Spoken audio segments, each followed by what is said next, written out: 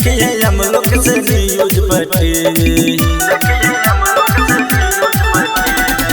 मारबो गोली ज्यादा दिन नहीं जीवी। देखिए हम लोग से न्यूज पर टीवी, मारबो गोली ज्यादा दिन नहीं जीवी। देखिए हम लोग से न्यूज पर टीवी, बम की लगबो उतारे कम न देता 112 गोली लगबो दे मारे, कम न देता 112 गोली लगबो दे मारे। मारबो गोली ज्यादा दिन नहीं जीवी। देखिए हम लोग से न्यूज पर टीवी, बम की लगबो उतारे कम न देता 112 गोली लगबो दे मारे, कम न देता 112 गोली लगबो दे मारे।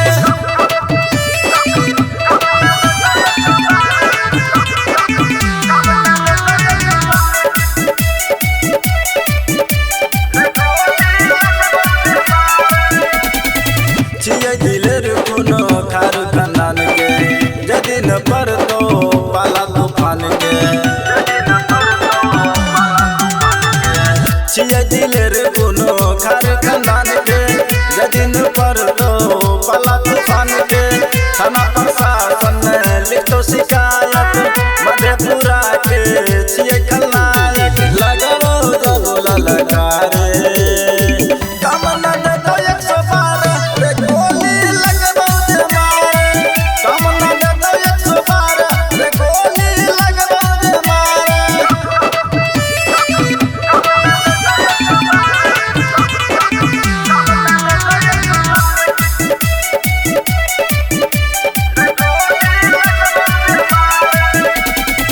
जब टनबी बेटा राइफल के नौल में, ले तो न भर्ती कोनो हॉस्पिटल में।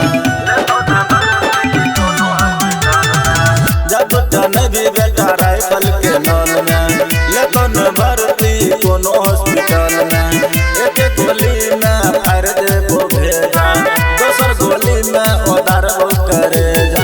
सुबह सचित दहारे कम न देता 112 गोली लगबो दे मारे, कम न देता 112 गोली लगबो दे मारे। अनोखा digital recording studio, Alamnagar, Madhepura.